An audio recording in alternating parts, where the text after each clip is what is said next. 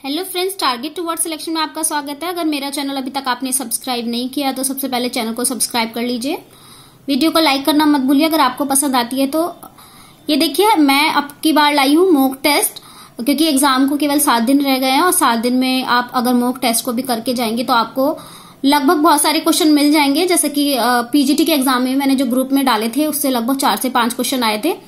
तो मैं एक अलग अलग टॉपिक पर मॉक टेस्ट बनाऊंगी। जैसे कि आज मैंने बनाया है मीन मीडियन मोड पर मॉक टेस्ट, जिसमें मैं 10 इंपॉर्टेंट क्वेश्चन लेकर आई हूँ। ये 10 इंपॉर्टेंट क्वेश्चन जो आपके एग्जाम के पॉइंट ऑफ व्यू से बहुत इंपॉर्टेंट है।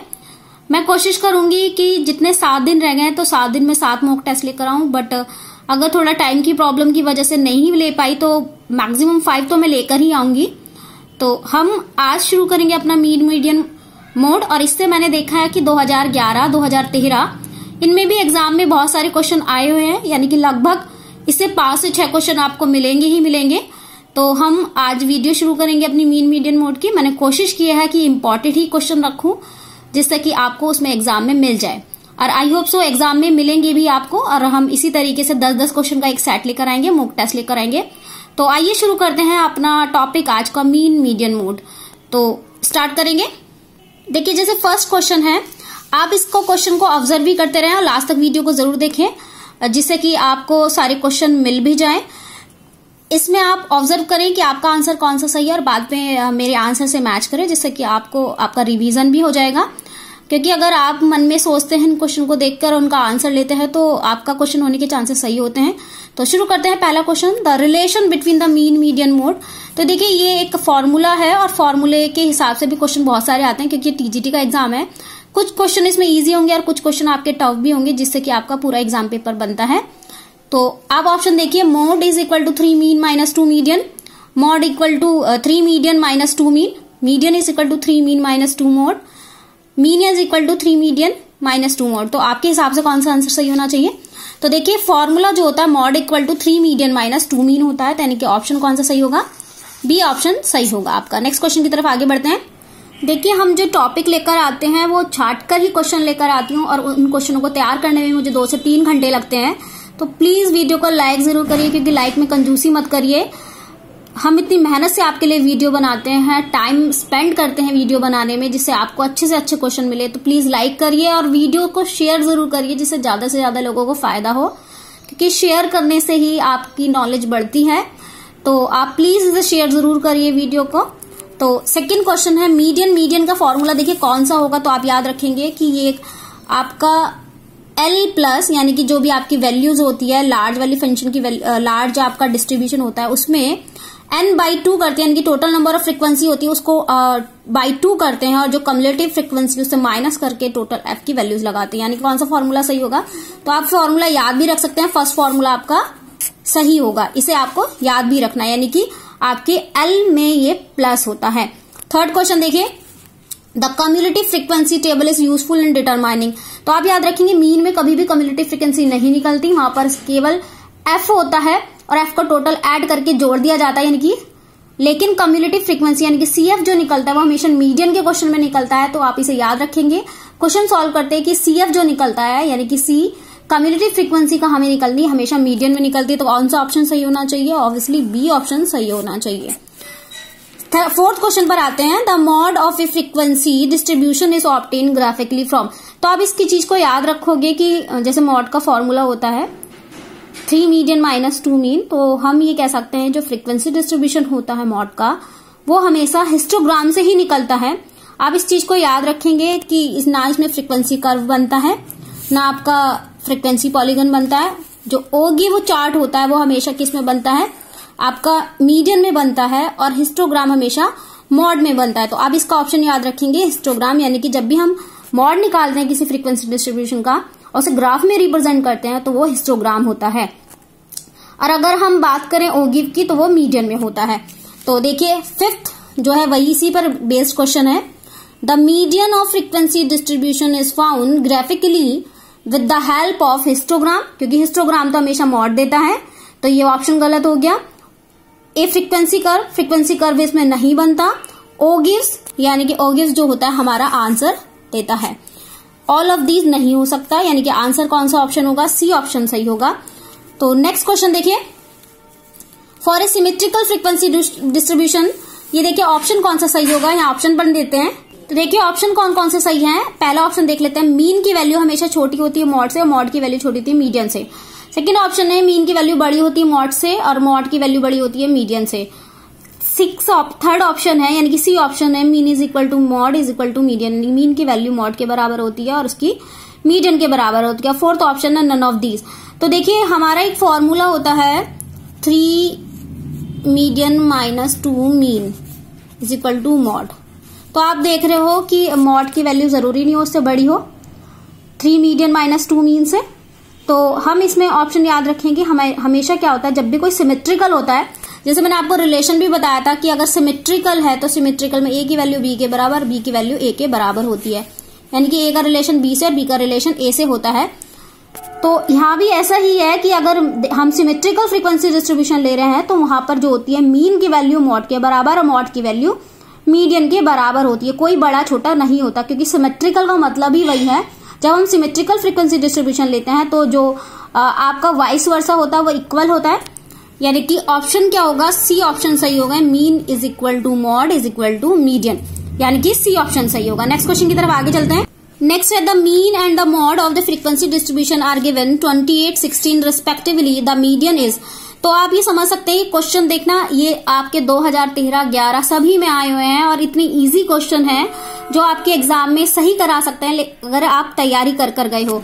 तो ऑब्वियसली इसमें फॉर्मूला कौन सा लगेगा, mode is equal to 3 median minus 2 mean.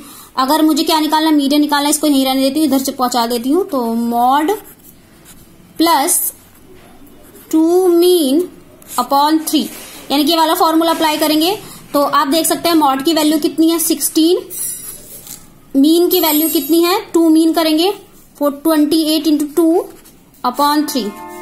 तो ये आपका आया 56, 28 नहीं होता 56 प्लस 16/3, यानी कि आंसर गया 6 और 6 12 और 5 और 1 6 और 1 7, यानी कि 3 दूनी 6 3 चौक 12। आंसर कौन सा ऑप्शन आया, सी ऑप्शन सही आया। तो आई होप यहाँ तक आपको क्वेश्चन बहुत अच्छे लगे होंगे क्योंकि सभी इंपॉर्टेंट क्वेश्चन है। नेक्स्ट क्वेश्चन की तरफ आगे चलते हैं। देखिए 8 क्वेश्चन है, इसको पूरा ध्यान से पढ़ना क्योंकि इसका आंसर बहुत इजी है, बट अगर आप इसको ध्यान से नहीं पढ़ोगे तो इसका क्वेश्चन का आंसर नहीं मिल पाएगा। If X dash are the mid point of the class interval, यानी कि हमने एक एक्स डैश लिया है जो कि क्लास इंटरवल का मिड पॉइंट है, ऑफ ए ग्रुप डेटा है F I dash are the corresponding frequency, यानी कि एफ आई उसकी करस्पॉन्डिंग फ्रीक्वेंसी है। तो हमें एक्स बार का मतलब बताना है। एक्स बार क्या होता है, एक मीन होता है, मीन वैल्यू होती है, तो एक्स बार को हम निकालते हैं। ऑब्वियसली फ्रीक्वेंसी को जब हम इनकी एक्स आई माइनस एक्स बार से मल्टीप्लाई करेंगे तो देखिए आंसर क्या आएगा, क्योंकि उसने मिड पॉइंट बोला है एक्स आई डैश को, तो ऑब्वियसली मिड पॉइंट में जब वैल्यू निकालते हैं हम और माइनस करते हैं तो मिड पॉइंट में हमेशा 0 आता है। आपने अगर ग्रुप के क्वेश्चन किए हैं तो आप देख सकते हैं जब हम इसमें से एक्स आई निकालते हैं तो मिड में 0 आता है, फिर ऊपर +1 2 3 और यहाँ पर -1 -2 -3, तो बीच वाली जो वैल्यू होती है वो 0 होती है। तो आंसर कौन सा ऑप्शन सही होना चाहिए, बी वाला ऑप्शन सही होना चाहिए, क्योंकि हम मिड वाली वैल्यू निकाल रहे हैं, उसने मिड पॉइंट दे रखा है एक्स आई डैश को। नेक्स्ट क्वेश्चन पर आगे चलते हैं। Which of the following is not a measure of the central tendency. ये क्वेश्चन सभी एग्जाम में लगभग पूछा जाता है। आप कोई सा भी एग्जाम ले लो और उसमें मीन मीडियन मोड का टॉपिक है तो उसमें ये क्वेश्चन जरूर आता है।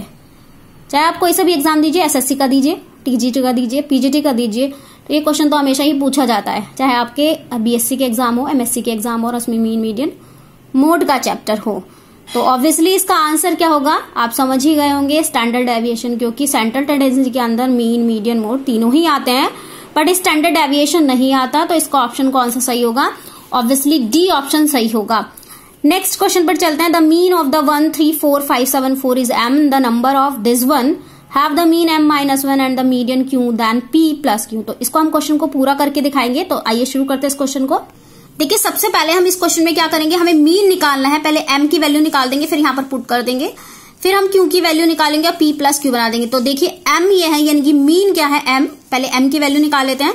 तो क्या होता है मीन निकालना, यानी कि इनका पूरा सम करेंगे, टोटल नंबर ऑफ वैल्यू से डिवाइड कर देंगे।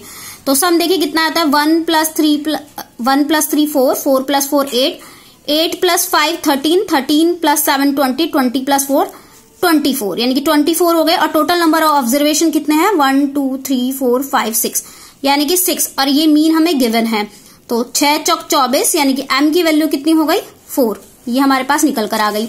नेक्स्ट आगे क्वेश्चन पढ़ते हैं। The numbers of 3, 2, 2, 4, 3, 3, p have the mean m-1 and the median q is equal to, then हमें फाइंड आउट करना है p प्लस q। तो इसका भी मीन निकाल लेते हैं। क्या है 3 2 5, 5 2 7, 7 4 11, 11 और 3 14, 14 और 3 17, 17 प्लस p की वैल्यू m-1 के बराबर होनी चाहिए कि 17 प्लस p डिवाइडेड बाय कितने नंबर ऑफ ऑब्जर्वेशन है 1 2 3 4 5 6 7, 7 ऑब्जर्वेशन है। आई होप समझ में आ रहा होगा, क्योंकि हम इसका सम करते हैं। सम हमने देखा तो ये 17 प्लस p है और जो इसके नंबर ऑफ ऑब्जर्वेशन है उससे डिवाइड करते हैं मीन निकालने के लिए। तो नंबर ऑफ ऑब्जर्वेशन कितना है 7 है।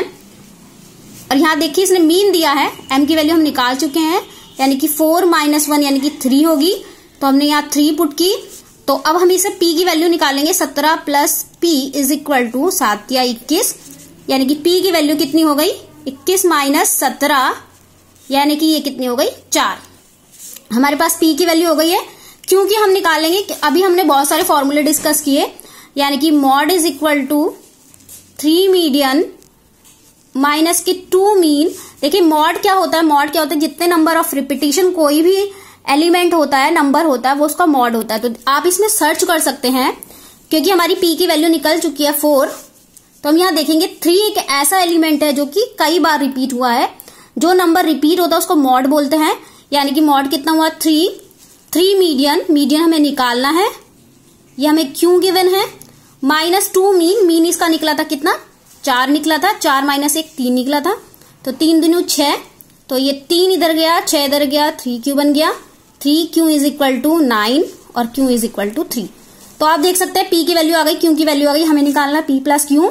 तो p की वैल्यू है हमारे पास 4 और q की वैल्यू है 3, यानी कि टोटल आंसर कितना हुआ 7। तो ये हमारा आंसर कितना आना चाहिए, तो ऑब्वियसली इसका आंसर जो है वो p प्लस q यानी कि 7 वैल्यू, आंसर ऑप्शन डी है। ये आपका क्वेश्चन 2013 के टीजीटी मैथ्स के पेपर में आया हुआ क्वेश्चन है, इसलिए मैंने इसको जरूर चूज किया है। वैसे इस जो मॉक टेस्ट के क्वेश्चन है, मॉक टेस्ट में आपके 5 क्वेश्चन ऐसे हैं जो आपके इससे आए हुए हैं, यानी टीजीटी के पेपर में आए हुए हैं।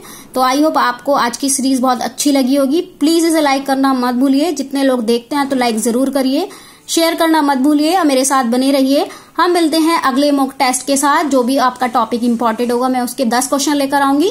तब तक के लिए थैंक यू सो मच।